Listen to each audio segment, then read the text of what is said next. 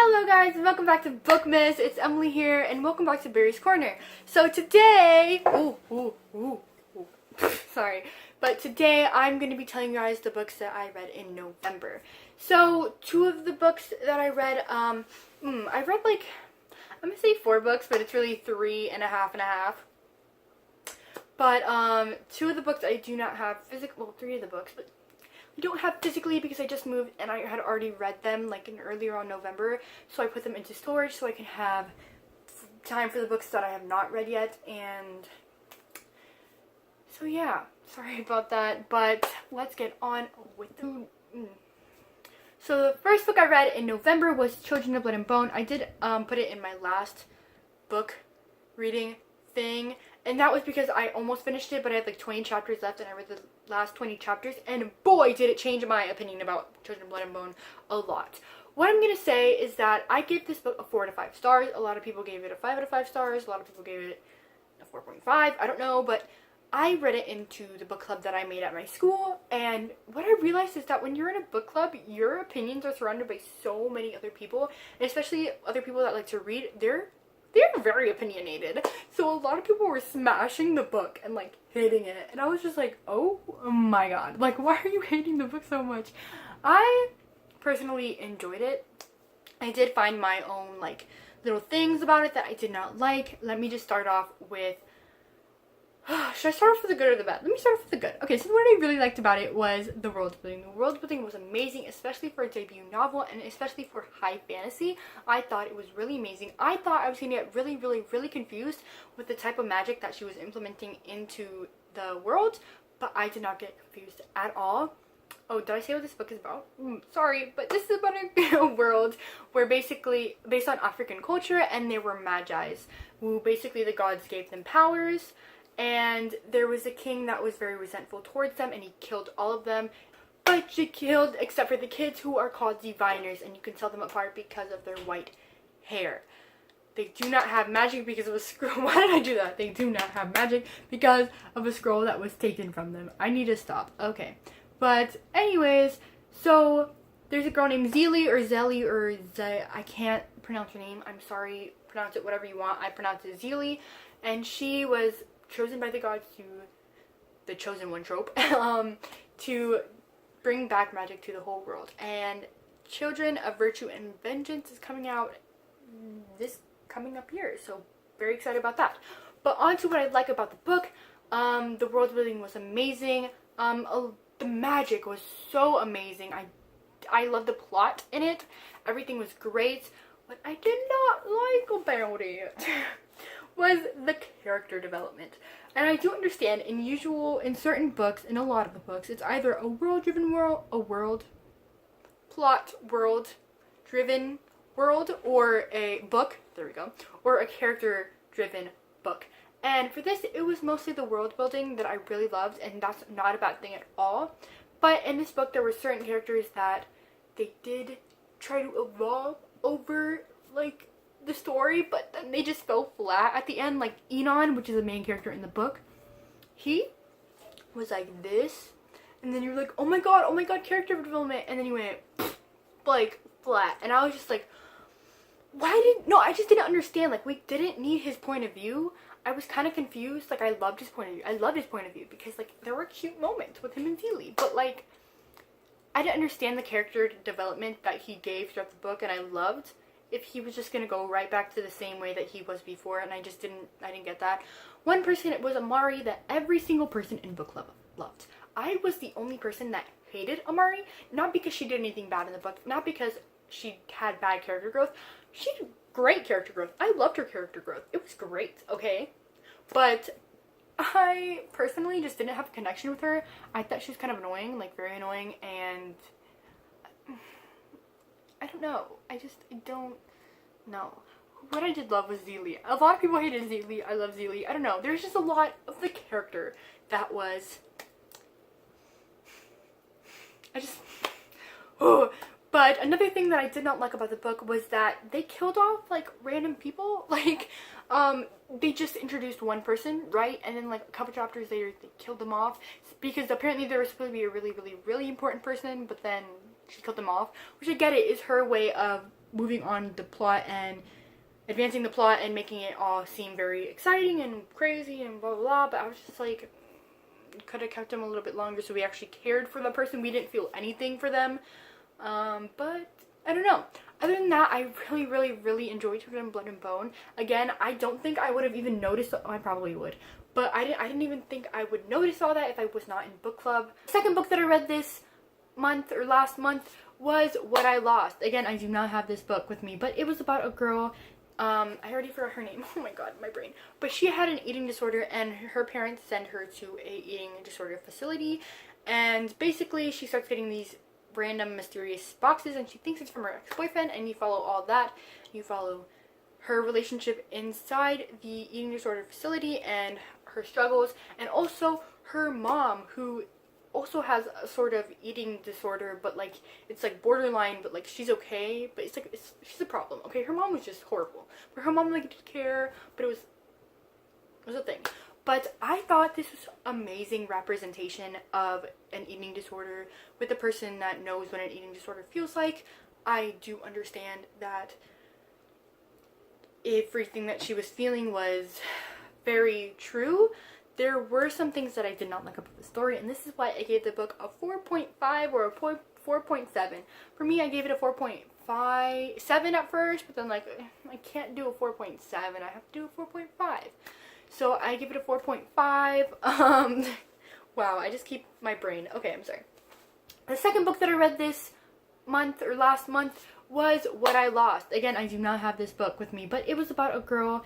I already forgot her name. Oh my god, my brain. But she had an eating disorder, and her parents send her to a eating disorder facility, and basically she starts getting these random mysterious boxes, and she thinks it's from her ex-boyfriend, and you follow all that.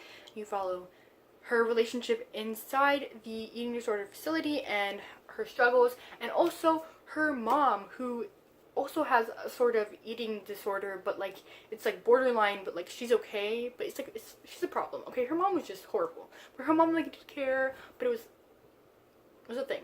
But I thought this was amazing representation of an eating disorder with a person that knows what an eating disorder feels like. I do understand that everything that she was feeling was very true.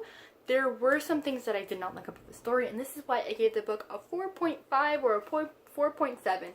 For me, I gave it a 4.7 at first, but then like I can't do a 4.7. I have to do a 4.5. So I give it a 4.5. Wow, I just keep my brain. Okay, I'm sorry.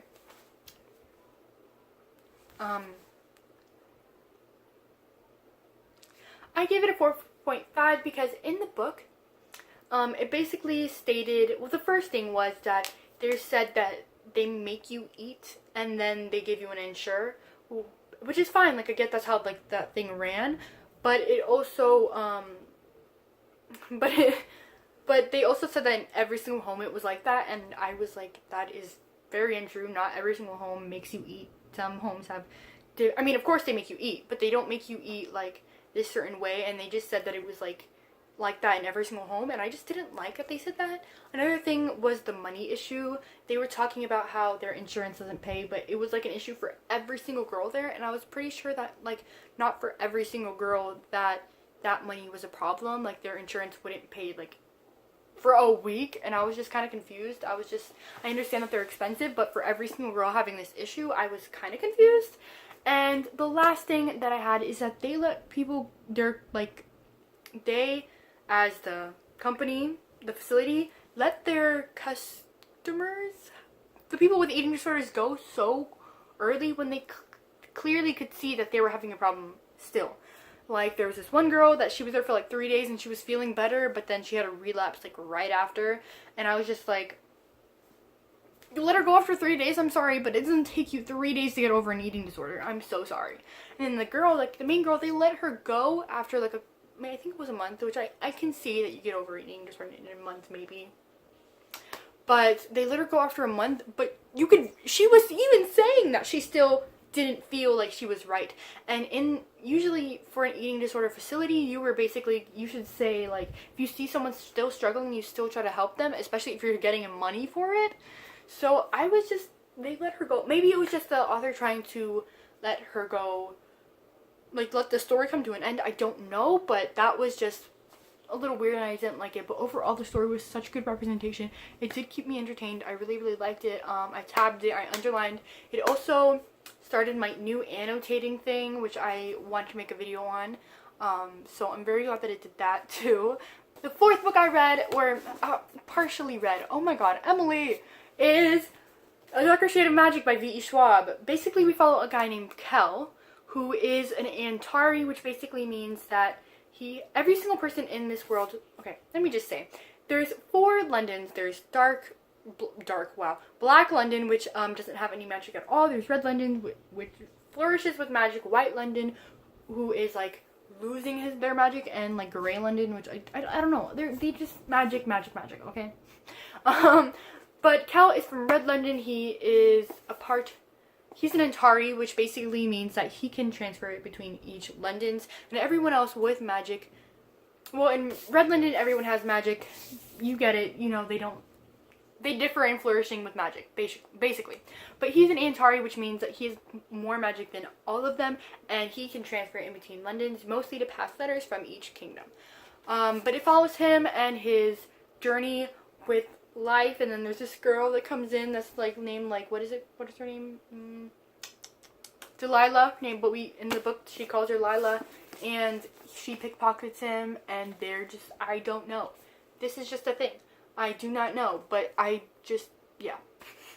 But I'm pretty sure I don't know. I'm literally on page 143. This is a book that I am doing for my book club reading for my book club that I created. I have not gotten forward with it. I did not want to read the back. I mean, by the way, the back synopsis, I read it, like, skimmed it, and it was kind of bad. I was like, V.E. Schwab, like, your writing's amazing, but, like, your summaries are horrible. But, I wanted to go into this blindly. I knew vaguely what it was about, and so far I'm really liking it. It is one of those books that is strong in world building, and I am having a little bit of a connection with the characters so far. But it is one of those books where if you're not paying attention or you're multitasking, you're gonna have to reread your paragraph like 70 times, because if you're in the middle of something, you're not gonna be able to read it. So far, it's not my favorite fantasy book in the world, but let's see how I feel by the end of it, because Lila is just making me so happy. I love her. But yeah, let's go on to the next book. And the last and final book that I read is Things We Know by Heart by Jessica Kirby. This is about a girl named Quinn, and basically her boyfriend died and his parts were donated. They've been together for 4 years, since they were 14, and then she was 18, and then a year went by, so now she's 19. Ages. But her boyfriend's parts were donated to different people, so she sent a letter to each person that got an organ, and 4 out of the 5 people responded, except for the person that got his heart. She is basically drowning in her sorrows, and she was like, for closure, let me just go see this guy that got the heart, because his sister owns like a blog and like posted pictures and talked about him. So basically she stalked him, and she was like, I'm not going to talk to him because I know that's like against the rules, but I'm just gonna go look for him. So on her way to like look for him, she bumps into a guy and someone says Colton, and she's just like, oh my god, this is the guy that has his heart. So she tries to get away from him, but they just end up talking and they fall in love. But then she has to explain, like, bro, you're the person with my boyfriend's heart. Like, oh my god. This book was so beautiful, like literally my favorite book. Oh my god, it's not my favorite book, but like it's so beautiful. I love it so much. It's so perfect and beautiful, and I just love it. I got this book, but was recommended this book by the Budget Project, I'm pretty sure.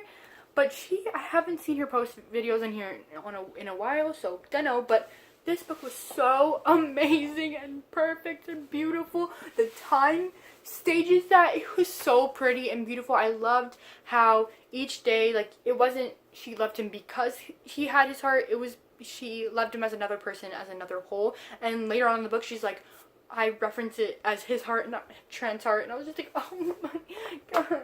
Is that his name? Trent? Yeah, oh my god, yes, I got that right. Whoa, yay. What I do like about this is, in contemporaries, they do try to make it seem like, oh, something bad happened to me, I want to kill myself. She didn't want to kill herself, she was just really sad, and she loved him, and it was just great. She didn't, okay, so basically what I was just trying to say in a calmer voice is that in a lot of contemporaries, they do make it seem like whatever bad is happening to them, they make it seem like they're depressed and they want to kill themselves. But in this book, she didn't make that. She did show that she was very sad and that she couldn't get out of bed and she didn't know what she wanted to do with her life, but she did want to get through it. She did want to get through it. She felt bad for moving on. She felt so guilty, but she moved on, and it was so beautiful, and I loved it. I loved it so much.